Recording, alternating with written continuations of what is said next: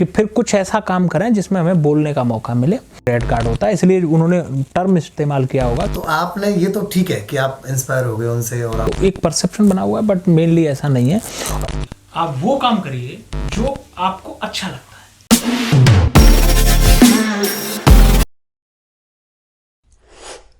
स्वागत है दोस्तों आपका एक बार फिर हमारे एक और पॉडकास्ट सीरीज़ में। आज हमारे बीच बहुत ही यूनिक पर्सनैलिटी है।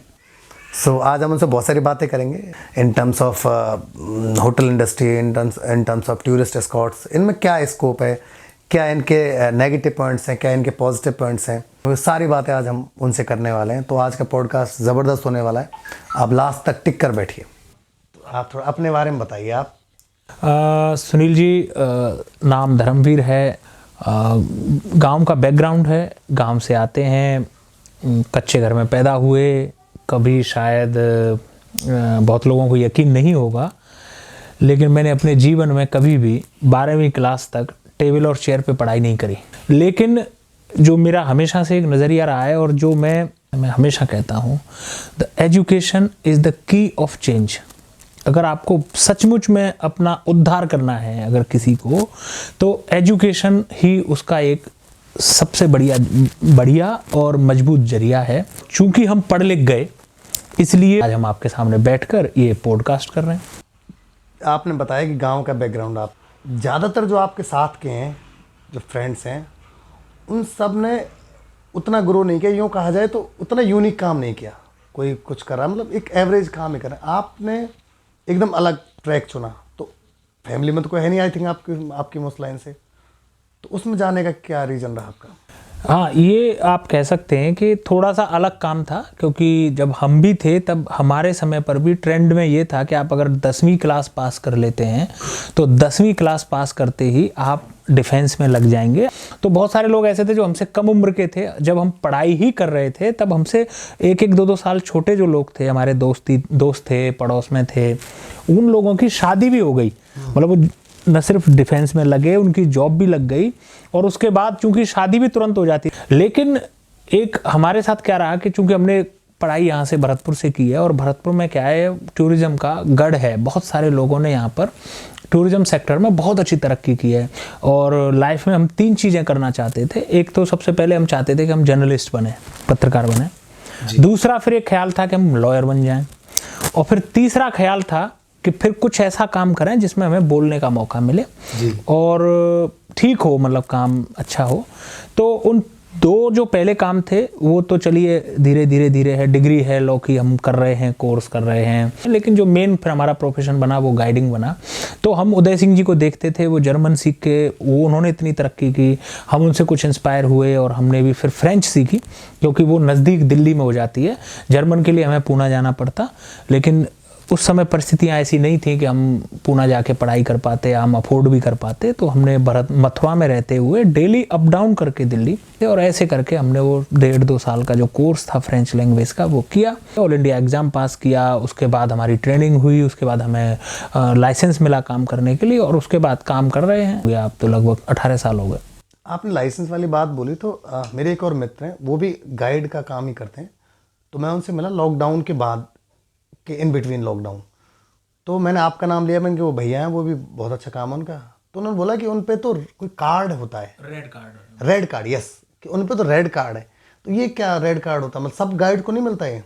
ये एक्चुअली आप अगर लेना चाहें, जैसे आप ग्रेजुएट हैं तो आप रेड कार्ड के लिए भी अपीयर हो सकते हैं एग्ज़ाम में। बट बात वो ये है कि जो एग्ज़ाम होता है उसको कितने लोग पास कर पाते हैं। तो इसमें ऑल इंडिया लेवल का एक एग्ज़ाम होता है, तो उसमें जो पास होते गए उनको ट्रेनिंग मिली, उसके बाद वो रेड कार्ड उनको बोलते हैं, जो ऑल इंडिया लेवल पे काम कर सकते हैं। इसमें कई कैटेगरीज हैं, जैसे कि आप इंडिया के लेवल पे काम कर रहे हैं तो आपको रेड कार्ड मिलता था। दूसरा एक ऑप्शन आपके पास बचता है कि जैसे आप केवल राजस्थान करना चाहते हैं, तो फिर आपका कार्ड जो होगा उसको ग्रीन कार्ड कहेंगे। तो जो रेड कार्ड था, जो नेशनल था या रीजनल था, वो तो बेसिकली था गवर्नमेंट ऑफ इंडिया का कार्ड। लेकिन जैसे ही फिर आप उससे जब छोटे करते हैं कार्ड्स को, तो वो फिर हो जाते हैं आपके स्टेट लेवल का कार्ड हो गया। फिर इसके बाद होता है डिस्ट्रिक्ट लेवल का कार्ड है, उसको बोलते हैं फिर हम लोग येलो कार्ड। तो रेड कार्ड, ग्रीन कार्ड और येलो कार्ड। तो रेड मतलब टॉप, फिर ग्रीन होता है, फिर येलो होता है। एक और कार्ड है जो बनता है, वो है नेचुरलिस्ट वाला। ये जैसे घना पक्षी विहार में आप काम करेंगे या आपको रणथंभौर में टाइगर रिजर्व में काम करना है, तो वो बनता है एक कार्ड, उसको बोलेंगे हम नेचुरलिस्ट। तो वो एक और कैटेगरी है जो गाइड्स में ही आती है, लेकिन इसमें जो टॉप लेवल का कार्ड है वो एक्चुअली रेड कार्ड होता है, इसलिए उन्होंने टर्म इस्तेमाल किया होगा कि रेड कार्ड। और वो अभी ऑल इंडिया में अगर आप देखेंगे तो कोई 3000 के आसपास एक्टिव कार्ड होल्डर हैं, जिनमें से बहुत सारे लोग ऐसे हैं जो अब 60+ हैं या काम नहीं करते, या ट्रेवल एजेंट बन गए, या होटेलियर बन गए, अब वो रेगुलर काम नहीं करते बट एक्टिव हैं कि उनके पास कार्ड है। जैसे आपने रेड कार्ड, आप रेड कार्ड होल्ड करते हैं, मेरे पास रेड कार्ड नहीं है, तो क्या मैं गाइडिंग नहीं कर सकता हूँ इंडिया लेवल पे? नहीं, आप बिल्कुल नहीं कर सकते। गाइडिंग करने की जो कंडीशंस हैं वो उनमें जैसे आप पे लाइसेंस नहीं है, जैसे बार काउंसिल का आपका रजिस्ट्रेशन नहीं है तो आप कोर्ट में प्रैक्टिस नहीं कर सकते। आप सीए का एग्ज़ाम पास नहीं किए हुए हैं तो आप सीए का काम नहीं कर सकते। एग्जैक्टली ऐसे ही है, ये प्रॉपर एक प्रोफेशनल एक करियर है प्रॉपर, जिसमें कि जो फॉरेनर गेस्ट आते हैं आप उनके आगे इंडिया को रिप्रेजेंट कर रहे होते हैं। तो बेसिकली गवर्नमेंट नहीं चाहती कि बिना प्रॉपर एजुकेशन और बिना प्रॉपर क्वालिफिकेशन के कोई भी व्यक्ति एक फॉरेनर गेस्ट जो आया हुआ है उसके सामने इंडिया को रिप्रेजेंट करे, क्योंकि कल को कोई दिक्कत हो सकती है। और इसमें पुलिस वेरिफिकेशन भी होता है कि आपका बैकग्राउंड कैसा है, आप क्रिमिनल वो तो नहीं है, बैकग्राउंड नहीं है, तो इसमें बहुत सारी चीज़ें हैं। तो जब आप इसके बिना, अगर आप पे कार्ड नहीं है और अगर आप काम करते हैं तो नियम से आपको काम करने का राइट नहीं है बिना पर्टिकुलर लाइसेंस के। अब प्रॉब्लम ये है कि गाइड बहुत सारे हैं, हर कोई एग्ज़ाम भी नहीं पास कर पाता। कई बार आपको एग्ज़ाम में फाइट करने की भी अपॉर्चुनिटी नहीं मिलती, क्योंकि हो सकता है आपके टाइम पे एग्ज़ाम हुआ ही नहीं हो। तो बहुत सारे लोग ऐसे हैं जो टैलेंटेड हैं बट वो नहीं है, उनको अपॉर्चुनिटी नहीं मिल पाई, या वो कर नहीं पाए, या फिर वो पुराने समय से काम करते आ रहे हैं तो वो इतना ज़्यादा एजुकेटेड नहीं है कि वो ग्रेजुएट हम उन्हें कह दें या वो हैं। तो बहुत सारे लोग उसमें एग्जाम में अपीयर नहीं हो पाते। वो लोग भी काम करते हैं बट उसमें प्रॉब्लम यही है कि अगर पुलिस आपको रोकती है, नियम से पुलिस को आपको रोकना चाहिए, पुलिस को आपको चेक करना चाहिए कि कहीं कोई अनऑथराइज्ड बंदा क्लाइंट के साथ तो नहीं है, कहीं उसके कल के क्लाइंट के साथ कोई चीज़ हो जाए, जो टूरिस्ट है, फॉरेनर है, उसके साथ कुछ गलत हो जाए, तो उसको रोकने के लिए एक लाइसेंसिंग का एक प्रोसेस है। मैं ये नहीं कहूँगा कि बिल्कुल बिना लाइसेंस के कोई काम ही नहीं कर रहा है। There are many people who are working regularly, but best way ये है कि आप इस चैनल के थ्रू जाएं जहां आप लाइसेंस एक्वायर करें, उसके बाद आप अपना काम करिए। और अब तो काफ़ी लिबरलाइज भी हो गया है लाइसेंस लेना, क्योंकि टूरिज़्म पे काफ़ी फोकस है गवर्नमेंट का। तो डोमेस्टिक टूरिज़्म पे तो साफ साफ ही दिखता है कि डोमेस्टिक टूरिज़्म को ये लोग बढ़ावा देना चाहते हैं। तो उसके हिसाब से अब अगर डोमेस्टिक टूरिस्ट है, जैसे कि अयोध्या जा रहा है कोई, या बनारस कोई जा रहा है, या उज्जैन जा रहा है, कल को अब कॉरिडोर बन जाएगा वृंदावन में, मथुरा में, तो बहुत सारे डोमेस्टिक टूरिस्ट हैं, एनआरआईज हैं जो टेम्पल टूर करते हैं, तो उनको दिखाने के लिए भी तो आपको गाइड चाहिए। अब केवल फॉरेनर के साथ ही तो गाइड नहीं काम करेगा, गाइड तो आपको भी चाहिए अगर आप कहीं फैमिली के साथ घूमने जाते हैं। तो उस सब के लिए गवर्नमेंट का फोकस ये है कि नंबर ऑफ गाइड्स बढ़ाए जाएं, ट्रेंड गाइड जो अप्रूव्ड गाइड हैं वो बढ़ाए जाएं। तो गवर्नमेंट उस नंबर को बढ़ा रही है। अब देखते हैं कि उसके फॉरेनर्स कितने बढ़ते हैं, नहीं बढ़ते, क्वालिटी किस हिसाब से मेंटेन होगी, क्योंकि बड़े सारे कंसर्न्स हैं। आप जितना लिबरलाइज करेंगे चीज़ों को, आपको पता है कि फिर क्वालिटी मेंटेन करना मुश्किल हो जाता है। तो वो अब आने वाले समय में पता चलेगा, लेकिन फिलहाल जो है गवर्नमेंट की पॉलिसी काफ़ी लिबरल है और काफ़ी सारे नए गाइड्स भी आने वाले हैं। अच्छा, एक चीज़ और बताओ, आपने एक बात बोली कि फ्रेंच का कोर्स किया आपने, उन्होंने जर्मन का किया सर, तो क्या आप मतलब फ्रेंच जो जानते हैं टूरिस्ट उन्हीं को मतलब हैंडल कर सकते हैं कि all over the world handle कर? लैंग्वेज तो कई सारी होती है ना। नहीं, आपने बिल्कुल करेक्ट क्वेश्चन पूछा है। देखिए, जो हमारा मेन एरिया है वो, चूंकि मैं फ्रेंच बोलता हूँ तो मैं फ्रेंच में काम करता हूँ, मैं इंग्लिश भी बोलता हूँ तो मैं इंग्लिश में भी काम करता हूँ, दो लैंग्वेजेस में मैं काम करता हूँ।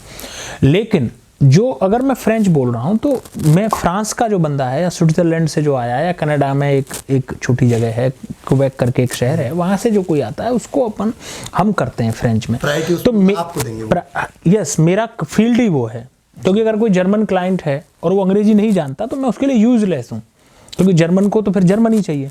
तो अलग अलग लैंग्वेजेज हैं, स्पेनिश है, जर्मन है, फ्रेंच है, चाइनीज़ है, कोरियन है, थाई है, जापानीज़ है, ये सभी अलग अलग लैंग्वेजेज हैं, इटालियन है, पोलिश है। तो ऐसा नहीं है कि मैं सारे काम कर लूँगा। मैं प्रायोरिटी फ्रेंच है, अभी तो ज़्यादातर मैं फ्रेंच ही करता हूँ, बट मैं पहले इंग्लिश भी करता था और शायद अभी भी थोड़ा बहुत कर लेता हूँ। लेकिन भी एक पंगा है ना, वो तो उनका तो एक्सटेंट भी वो है ना, समझ नहीं आता। हम तो चलो बोले समझ, उनका तो एक्सटेंट ही प्रॉब्लम्स हैं। देखिए, कोई भी विदेशी भाषा जब आप सीखते हैं तो इतना इजी तो कुछ भी है नहीं, आपको पता है। लोगों को आपको जब हम इंडिया में पैदा हुए, इंडिया में ही रहते हैं, बट आपको मैं बहुत सारे ऐसे इंडियन से मिलवा दूंगा जो अलग इलाकों से आते हैं, वो बोलते हिंदी हैं पर आपके समझ में वो भी नहीं आएगी, क्योंकि वो उस जगह से बिलोंग करते हैं जहाँ उनका अलग तरीके की लैंग्वेज है या एक्सेंट है, जो आपने कहा।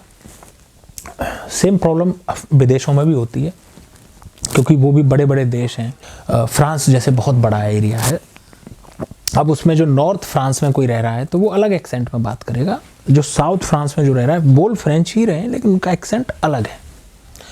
ऐसे ही ईस्ट फ्रांस में जो रहेगा वो अलग है, जो पेरिस में है वो अलग तरह से फ्रेंच बोलता है। वो एक थोड़ा मुश्किल है, बट धीरे धीरे जब आप काम करते हैं तो आप हैबिचुअल हो जाते हैं, तो वो समझ में आने लगता है। देखिए, आप जिस कम्युनिटी से आते हैं, जाट कम्युनिटी है, तो आपने ये तो ठीक है कि आप इंस्पायर हो गए उनसे और आपने मतलब गाइडिंग चुना। भाई ये नहीं सोई यार जाटों में शादी कैसे होगी, मतलब गाइड आर्मी में जाऊंगा तो परिवार वालों ने परेशानी कि तू कहाँ पड़ गया ये, बढ़िया पुलिस में कर, आर्मी में चला जा, शादी नहीं होगी, क्या दिखाएंगे हम। तो वो चीज़ें को कैसे फेस किया आपने? नहीं, ये आप दुरुस्त कह रहे हैं, लेकिन अगर आप, ये केवल गाइड के साथ ही नहीं है, ये आप किसी भी प्राइवेट फील्ड में अगर आप जाते हैं तो आपको ये चैलेंजेस आते हैं, क्योंकि हमारी जो सोसाइटी है वो गवर्नमेंट जॉब्स को ज़्यादा श्योर मानती है, और वो है भी, कोई इसमें कोई झूठ नहीं है। गवर्नमेंट जॉब में वास्तव में आपका यहाँ पे स्थिरता है, स्टेबिलिटी है, और चूंकि सिस्टम ऐसा है कि वहाँ पे आप पैसे भी शायद बहुत सारे लोग बहुत ज़्यादा कमा भी लेते हैं, ये है। अब ये प्रॉब्लम हमारे साथ भी रही थी। मेरे फादर ने, जब मैंने ये काम स्टार्ट किया था तो शायद 2 साल तक तो मुझसे तो बात ही नहीं करी। मेरा जो भी कम्युनिकेशन होता था वो मेरी मम्मा के मदर के थ्रू ही होता था। तो इसलिए मैंने आपको एक बार बोला था कि सर्कमस्टेंसेस ऐसी नहीं थी कि मैं पौंडीचेरी जाके जर्मन सीख सकूं, क्योंकि फैमिली सपोर्ट नहीं था। लेकिन अब आप एक्सप्लेन भी नहीं कर सकते, इवन मैं खुद भी नहीं जानता था कि मैं इसके बाद क्या होगा। देखा था कि ये हैं, तरक्की की हैं, तो वो रूट तो नहीं पता ना आपको, जब तक आपकी फैमिली से कोई नहीं हो या फिर कोई बिठा के आपको नहीं बताए।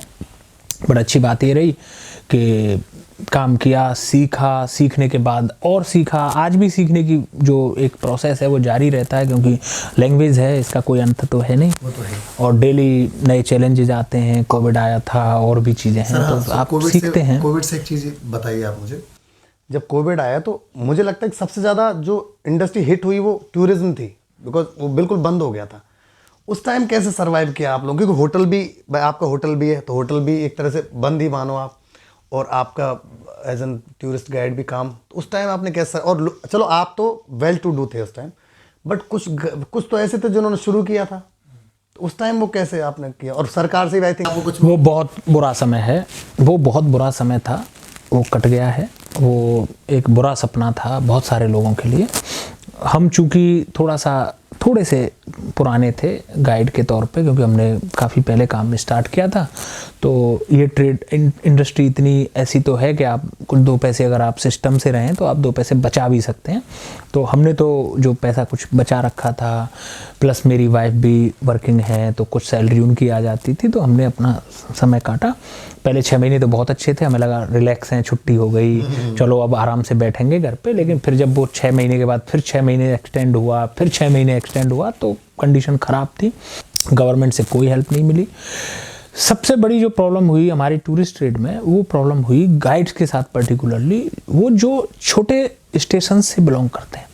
जैसे ओरछा हमारे एक मोन्यूमेंट की जगह है, ओरछा है, वहाँ पे एमपी टूरिज्म का मोन्यूमेंट है, वहाँ पे एमपी टूरिज्म के ही गाइड हैं जब वहाँ टूरिस्ट नहीं गए तो वहाँ पे बहुत सारे गाइड थे जो टोटली इस पे डिपेंडेंट थे, उनके साथ बहुत प्रॉब्लम हुई। मैं नाम ओरछा का ले रहा हूँ, अगर ओरछा के कोई साथी सुन रहे हों इस वीडियो को, आप ये नहीं समझें कि मैं पर्टिकुलरली आपको कहीं टारगेट कर रहा हूँ या मैं किसी को टारगेट नहीं कर रहा हूँ, बट ओरछा है या कुछ और जगह हैं जहाँ पर हम बहुत सारी छोटे सेक्टर्स हैं, खजुराहो था और साउथ में कई सारे हैं जहाँ पे उतना ज़्यादा टूरिस्ट का फ्लो नहीं है। तो वहाँ जो गाइड्स काम करते हैं वो शायद उतना पैसा नहीं बना पाते जितना और शायद कई जगहों के गाइड बना पा रहे हैं। उनके साथ बहुत ज़्यादा दिक्कत आई, हमें भी पता है, वो सब प्रॉब्लम्स थी, बट वो एक बैड फेज था और आई होप कि वो कभी वापस नहीं आए। वो एक ख़राब समय था। हाँ, सीखने के लिए ये मिला कि इतना कॉन्फिडेंस आया कि अगर कोविड में भी हम सर्वाइव कर गए तो अब हम जीवन काट लेंगे, कोई ऐसी दिक्कत नहीं। अच्छा सर, एक बात और, जैसे बिफोर कोविड में बात करूं या फिर मैं कहूं social media, I think social media भी कोविड के दौरान ज़्यादा एक्टिव हुआ है। उससे पहले as an tourist escort, as an tourist guide, incomes बोलूं या फिर जो काम, ऑल ओवर काम, और सोशल मीडिया आने के बाद काम में क्या फ़र्क in terms of income, in terms of guest, उसमें थोड़ा बताइए आप। नहीं, हमारा जो पूरा काम है उसका मेरे पर्टिकुलर काम से सोशल मीडिया का कोई लेना देना नहीं है। मेरे जो गेस्ट आते हैं, मैं तो जो अप्रूव्ड ट्रैवल एजेंसीज़ वगैरह हैं, मैं उनके साथ ही, मेरा टाई अप है, मैं उनके साथ ही काम करता हूँ। तो वो ऑनलाइन आते नहीं है, वो तो उनका B2B बिजनेस वगैरह है, इस तरीके से हम काम करते हैं। तो मुझे नहीं ज़्यादा फ़र्क पता। बहुत सारे लोग हैं जो ऑनलाइन काम करते हैं, तो ऑनलाइन का चलन काफ़ी बढ़ा है पोस्ट कोविड, और बहुत सारे लोग हैं जो अपने गेस्ट भी बुला रहे हैं, कर रहे हैं। मैं कभी नहीं करता। जिस कंपनी के साथ मैं काम करता हूँ, मैं जितने भी मेरे क्लाइंट हैं, मेरा रिपीट जो रेट है उस कंपनी में वो बहुत ज़्यादा है।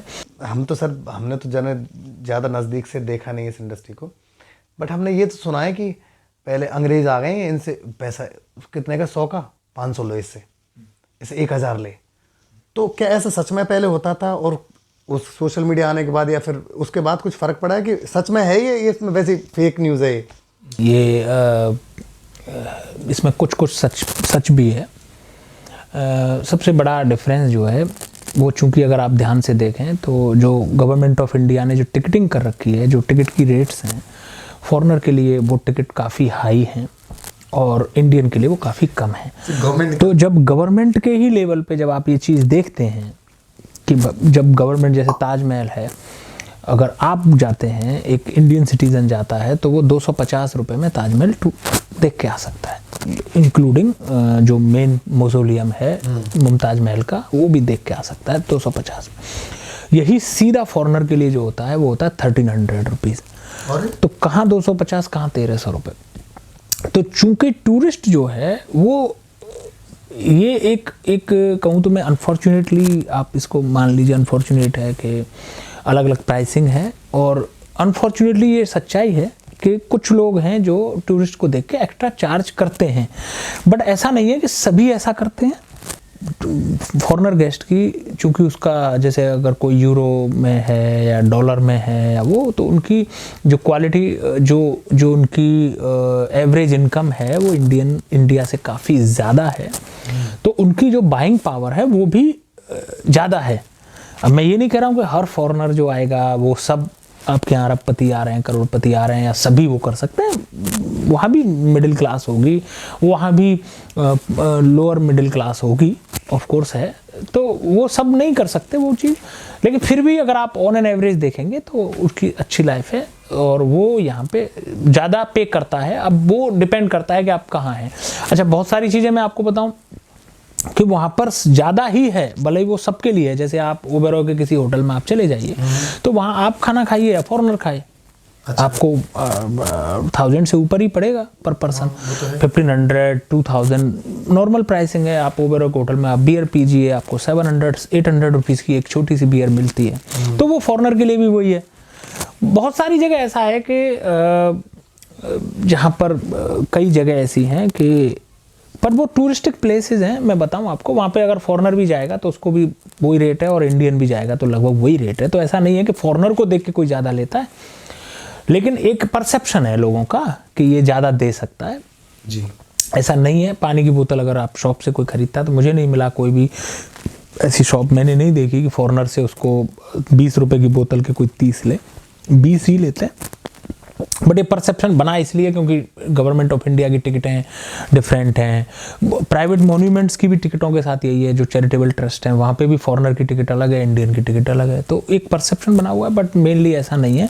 और अब तो क्या है कि चूंकि इंटरनेट का ज़माना है, अब ज़्यादा आप मार्कअप कर भी नहीं सकते। अब पहले अगर आपको ध्यान हो तो आप जो शॉपिंग करने जाते थे मार्केट में, तो जैसे आपको ये बोया का माइक खरीदना है तो आप किसी शॉपकीपर से कहते थे मुझे बोया का माइक दे दीजिए, तो वो कहता था 5,000 रुपये का है। अब चूंकि आपको पता ही नहीं है कि एक्चुअल में है कितने का, और शॉप भी आपको एक ही और ख़रीदना भी है, तो आप कुछ कह भी नहीं सकते थे।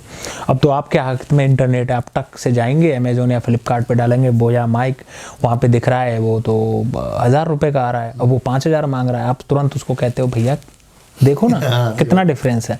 और ये केवल बोया के माइक के साथ नहीं है, ये अब सबके साथ ही है। तो जो सेलर है, जो रिटेलर है, उसका मार्कअप वहाँ पे कम है। ऐसे ही टूरिज्म में भी अब चूंकि फेयर प्राइसिंग है, क्योंकि इंटरनेट पे सब कुछ पहले से पड़ा हुआ है, तो ऐसा नहीं है कि कोई बहुत ज़्यादा अंतर करते हैं, बट थोड़ा बहुत है परसेप्शन लोगों का, और वो बना हुआ है।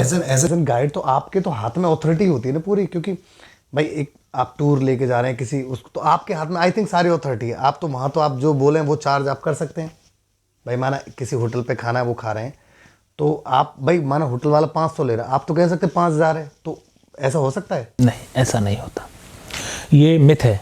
ये बिल्कुल ऐसे ही मिथ है कि जब हम बॉलीवुड के बारे में बहुत सारी कहानियाँ हैं, जो अलग अलग सेक्टर्स में लोग काम करते हैं उनके बारे में अलग अलग कहानियाँ हैं कि अगर आप ये हैं जैसे, तो ये मिथ है कि ये ऐसा होता है। ऐसा कुछ नहीं है, आप कुछ नहीं कर सकते, आपके पास कोई पावर नहीं है, आप जस्ट एक ट्रांसलेटर हैं। आप अपने प्रोडक्ट, जो आपकी नॉलेज है, आप उसको एक्सप्लेन करने में इस्तेमाल करिए। आपको कॉमर्शियलाइजेशन जैसे ही आपने किया, तो जैसे मैं गवर्नमेंट ऑफ इंडिया का अप्रूव्ड गाइड हूँ, तो मुझे कहीं पर भी जितना ज़्यादा हम ज़्यादा जिम्मेदार हैं, क्योंकि हमें गवर्नमेंट ऑफ इंडिया ने इसी के लिए प्रिपेयर किया है, तो वहाँ हम क्लाइंट को प्रोटेक्ट करने के लिए हैं, उसको चीट करवाने के लिए नहीं है। हमारा रोल वहाँ पे डिफरेंट है, जहां हमें पता लगता है कि अगर ये कोई प्रोडक्ट है और ये 100 रुपीज़ इसकी फेयर प्राइस है, और हमें लगता है कि इसको कोई 500 में हमारे क्लाइंट को बेचने की कोशिश कर रहा है, तो वहाँ पे हमारा रोल स्टार्ट होता है। हम उसको इंटरवीन करते हैं और हम बोलते हैं नहीं, इसकी फेयर प्राइसिंग 100 रुपीज़ है। तो हम क्लाइंट की हेल्प हैं, हम किसी दूसरे की जो कॉमर्शियल एंटिटी है इंडिया की, उसकी हेल्प नहीं है, हम तो क्लाइंट की साइड से हैं, और वो हम पे ट्रस्ट इतना ही करता है। तो ऐसा नहीं है कि अगर कोई चीज़ 500 रुपए की तो हम उसको 5,000 की कह देंगे। हम कभी भी, ये मैं आपको बता रहा हूँ अक्रॉस ऑफ द लाइन, जितने भी गवर्नमेंट ऑफ इंडिया के गाइड्स हैं, हम लोग कभी भी इस तरीके की किसी भी एक्टिविटीज़ में कभी शामिल नहीं मिलेंगे आपको, कभी भी लाइफ में। बिल्कुल, अगर हमें लग रहा है, हमसे अगर कोई क्लाइंट पूछता है कि मैं ये चीज़ ले लूँ क्या, या फिर जैसे किसी ने कहा कि ये सिल्वर है, या किसी ने कहा ये गोल्ड है, तो अगर हमको नॉलेज है सिल्वर की और हम पहचानते हैं, तो हम बोलेंगे कि मैं इसको पहचानता हूँ और ये सिल्वर है और सिल्वर की ये प्राइस है इंटरनेशनल, आप देख लो, उसके हिसाब से आप ले लो, अगर हमारी सलाह मानते हो तो।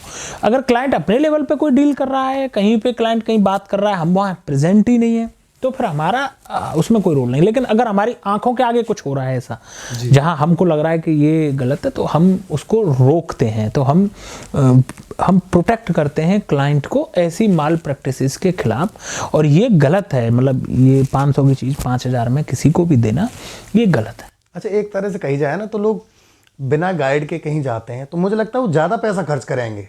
अगर किसी गाइड के साथ जाते हैं तो कम पैसा, ऑफकोर्स कम खर्च होगा। अगर आप बिना गाइड के कोई भी टूर करते हैं, जो कि मैक्सिमम इंडियन करते हैं, मैं ये भी बता दूं आपको, आपने भी जितनी भी ट्रिप की होंगी, आपने गाइड को आपको लगा होगा कि जो 500 रुपये या 1,000 रुपये मांग रहा है ना, तो आपको क्या लगा होगा कि ये ज़्यादा हैं और हम क्यों खर्च करें। बिना गाइड के अगर आप घूमते हैं ना, तो आप घूमते ही नहीं है बेसिकली जी, आप सिर्फ आप घूमते हैं। एक्चुअली उसकी नॉलेज तो उसको है ना। जैसे हम एक बार वृंदावन गए, तो हमने एक गाइड लिया, उसने जो चीज़ें बताई ना, हम उससे पहले 20 बार जा चुके थे, बट कभी हम पता ही नहीं थे ये चीज़ें भी हैं। इसीलिए मैं आपके इस वीडियो के जरिए भी सबसे मैं अपील कर रहा हूँ, और ये मेरी एडवाइस है, आप कहीं भी जाएं, चाहे छोटा मोन्यूमेंट जाएं, बड़ा जाएं, पिलग्रिमेज जाएं, तीर्थ जाएं, बनारस जाएं, खजुराहो जाएं, कहीं भी जाएं, 500, 1000, 1500 ये जो खर्चा है ये कोई बहुत बड़ा खर्चा नहीं है। गाइड 100% हायर करें, एक अच्छा अप्रूव्ड गाइड जो गवर्नमेंट ऑफ इंडिया से या स्टेट गवर्नमेंट से या मॉन्यूमेंट का गाइड है। हाँ, ये अप्रूव्ड होना चाहिए वो। हाँ, गलत लोगों के चक्कर में क्योंकि हाँ वो फिर गड़बड़ हो जाएगी नहीं तो अगर कोई यंगस्टर है अभी वो कुछ करना चाहे, if he is not good at studies और है भी, तो सब लोग तो गवर्नमेंट जॉब नहीं करेंगे, तो आपके हिसाब से करियर ऑप्शन में गाइडिंग हो, होटल इंडस्ट्रीज में क्या करियर है लास्ट, बस ये आप थोड़ा बता दीजिए सारे यंगस्टर्स को। मैं सुनिए, आप वो काम करिए जो आपको अच्छा लगता है, आप समझिए उस चीज़ को। बहुत सारे लोग आपको मिलेंगे गलत जॉब ज्वाइन कर लेते हैं, मतलब उसमें वो खटते हैं, वो 9 to 5 की जॉब कर रहे हैं, चाहे वो गवर्नमेंट जॉब ही क्यों नहीं हो, वो वहाँ करना नहीं चाहते, वो केवल फैमिली को पालने के लिए या अर्निंग के लिए वो कर रहे हैं। और जैसे ही वहाँ से 9 to 5 की जॉब खत्म होती है, 5 बजते हैं, वो शटर बंद करके ऐसे स्पीड से घर भागते हैं और घर पे जाके कोई टीवी देखता है, कोई जॉगिंग करता है, बैडमिंटन करता है। अब वो करता है जो वो करना चाहता है। यस, जैसे बैडमिंटन कोई खेल रहा है तो उसको खेलना अच्छा लगता है तो वो बैडमिंटन खेल। अब वो जो 1 घंटा काम कर रहा है ना, जो बैडमिंटन खेल रहा है फॉर एग्जाम्पल, तो मेनली आप काम ये करना चाहते हैं बट फिर आप कुछ और कर रहे हैं जीवन यापन के लिए, तो फिर उसमें से 1 घंटा निकाल के आप ये करते हैं, तो वो जो काम बाकी का आप कर रहे हैं वो फिर काम है आपके लिए। यस, तो काम कोई भी हो, कोई तो पहली बात ना तो कोई काम छोटा होता है ना बड़ा होता है, काम वो करिए जो आपको, जिसमें आपको मजा आता है। काफ़ी देर से आपसे बात करूँ, एक चीज़ तो है कि मैं इसको और 4 घंटे रन कर सकते हैं क्योंकि आपके हर पॉइंट पर आपके पास पूरा डिटेल नॉलेज है। Thank you so much sir, thank you so much, thank you sir, thank you sir, thank you.